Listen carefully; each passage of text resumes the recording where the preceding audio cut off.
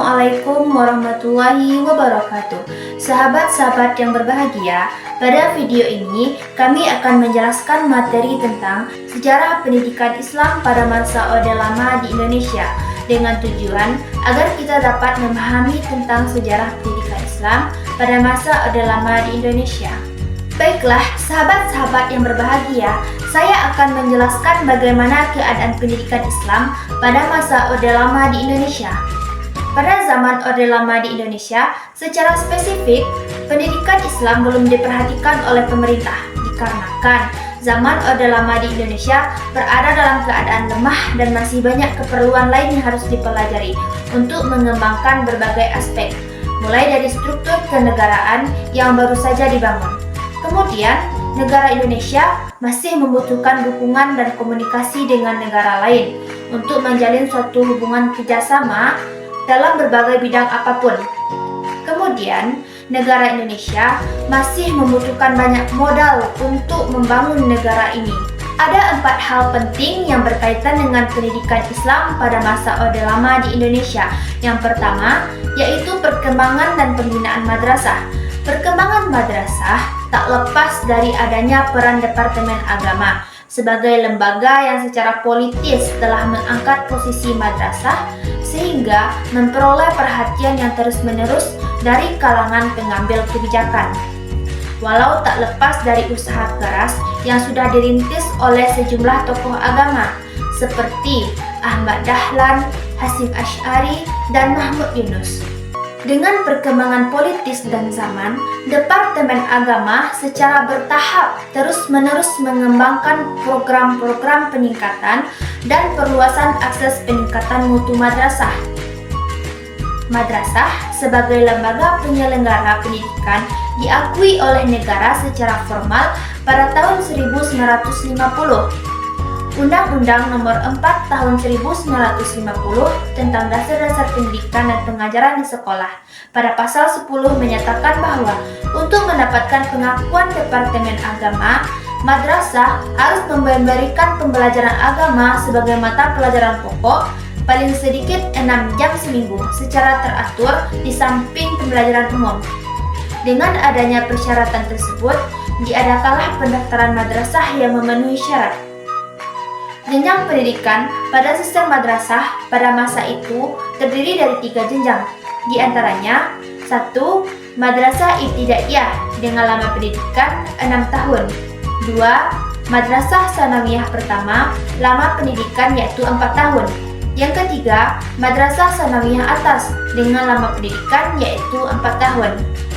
Perkembangan madrasah yang cukup penting pada masa Orde Lama adalah dengan berdirinya Madrasah Pendidikan Guru Agama atau PGA dan Pendidikan Hakim Islam Negeri PHIN. Pada tahun 1950, bagian itu membuka 2 lembaga pendidikan dan madrasah profesional keguruan. Di antaranya, lembaga yang pertama yaitu Sekolah Guru Agama Islam SGAI yang terdiri dari 2 jenjang. Yang pertama yaitu jenjang jangka panjang ditempuh selama 5 tahun yang diperuntukkan bagi siswa tamatan SR atau MI. Yang kedua yaitu jenjang jangka pendek ditempuh selama 2 tahun diperuntukkan untuk bagi lulusan SMP ataupun madrasah sanawiyah. Lembaga yang kedua yaitu Sekolah Guru Hakim Agama Islam SGHAI ditempuh selama 4 tahun diperuntukkan bagi lulusan SMP atau madrasah sanawiyah.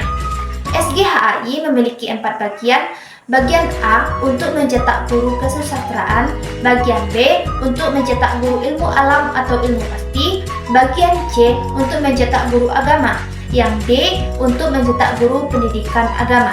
Hal penting selanjutnya yaitu perkembangan perguruan tinggi Islam. Perguruan tinggi Islam khusus terdiri dari fakultas-fakultas keagamaan mulai mendapat perhatian pada tahun 1950.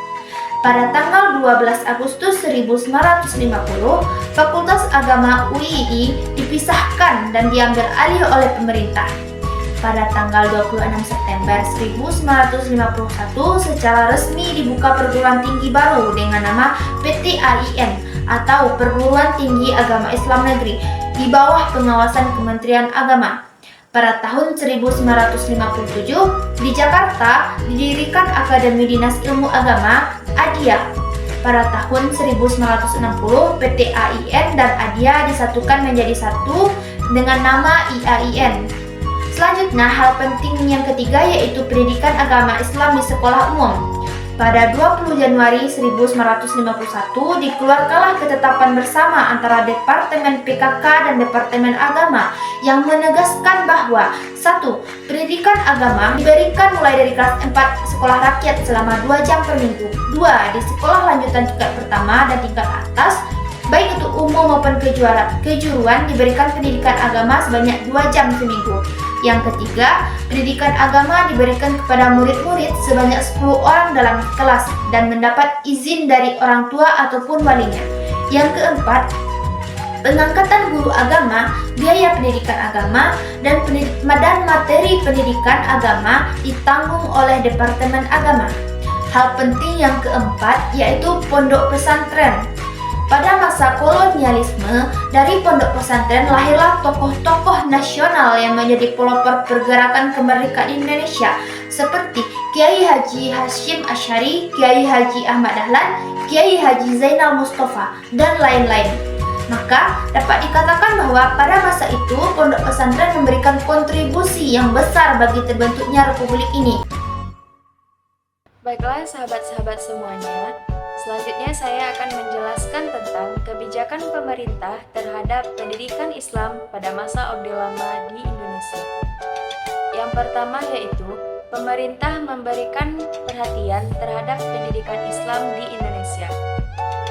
Adapun usaha yang dilakukan oleh pemerintah untuk mengatur pendidikan Islam yaitu dengan mengikuti anjuran dari BNKMP, yaitu Badan Pekerja Komite Nasional Pusat pada tanggal 27 Desember 1945 yang menyatakan bahwa madrasah dan pesantren merupakan satu cara dan sumber pendidikan dan pencerdasan rakyat jelata yang telah berurat dan berakar pada masyarakat Indonesia umumnya. Hendaklah pula mendapatkan perhatian dan bantuan nyata berupa tuntunan dan bantuan material dari pemerintah. Nah, dengan adanya anjuran dari BNKMP ini sehingga pemerintah memberikan bantuan terhadap lembaga pendidikan Islam yang ada di Indonesia. Yang kedua yaitu memberikan pembinaan terhadap pendidikan agama.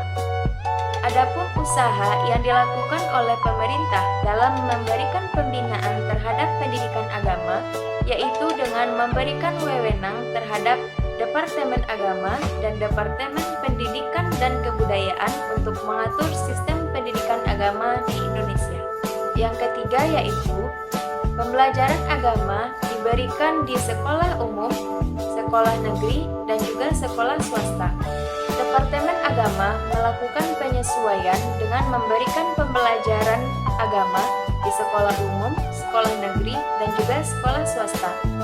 Dalam Undang-Undang Nomor 4 Tahun 1950 Bab 12 Pasal 20 yang mengatur secara khusus tentang pelaksanaan pendidikan agama. Undang-undang ini berisi tentang diadakannya pembelajaran agama di sekolah negeri. Orang tua murid dapat menetapkan anaknya akan mengikuti pembelajaran agama ataupun tidak. Yang keempat yaitu penyempurnaan kurikulum pendidikan agama. Dalam bidang kurikulum pendidikan agama dilakukan usaha penyempurnaan. Dengan demikian dibentuklah sebuah panitia di bawah kepemimpinan Kiai Haji Imam Zarkashi yang berasal dari Pondok Pesantren Ponorogo. Nah, dengan demikian dilakukanlah usaha penyempurnaan kurikulum pendidikan agama.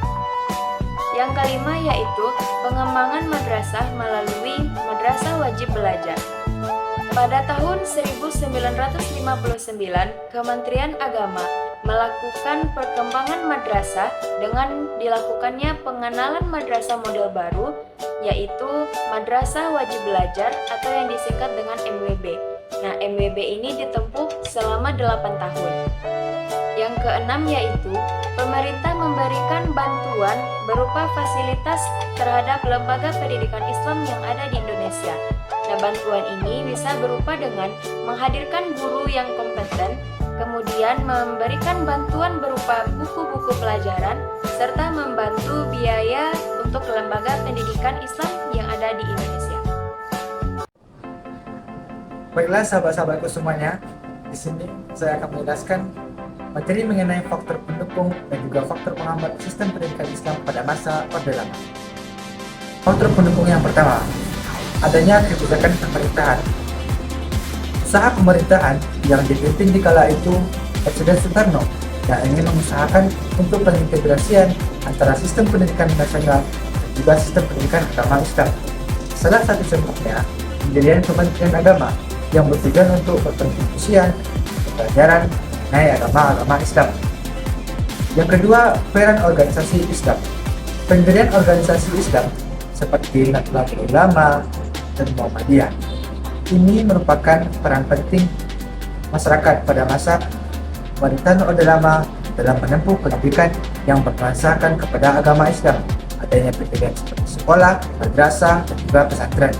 Yang ketiga, keberadaan pesantren.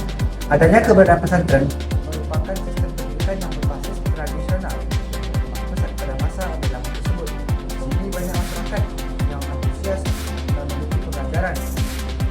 Ini mendapatkan pendidikan masa agama Islam. Yang keempat, adanya dukungan dari masyarakat. Aktivitas aktif dan juga kepedulian terhadap kesalahan maupun keikutsertaan dalam menerima pendidikan bernuansa agama Islam. Masuk kepada faktor penghambat sistem pendidikan agama Islam pada masa Orde Lama. Yang pertama, keterbatasan sumber daya. Keterbatasan yang dimaksud seperti keterbatasan dana, keterangan sarana, dan juga kualitas guru yang mengajar sendiri. Ini menjadi penghambat pendidikan agama Islam pada masa Orde Lama. Yang kedua, dualisme sistem pendidikan. Adanya perbandingan antara sistem pendidikan agama Islam dan sistem pendidikan nasional, karena pemerintah menganggap bahwa pendidikan agama Islam ini kurang mendapat perhatian, sebagai perhatiannya kepada pendidikan nasional pada masa. Yang ketiga, kebijakan pemerintahan yang kurang konsisten. Walaupun ada upaya pemerintahan dalam pengintegrasian pendidikan nasional dengan pendidikan agama Islam, namun tidak secara penuh terpenuhinya. Dan yang terakhir, ideologi dan politik. Fokusnya pemerintahan pada masa Orde Lama ini pada pemerintahan atau pada politik dan ideologi negara, sehingga terciptalah kebijakan-kebijakan mengenai pendidikan, terutama pendidikan agama Islam.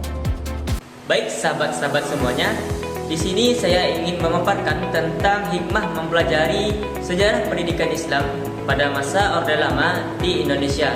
Nah, yang pertama yaitu sebagai penguatan identitas keagamaan.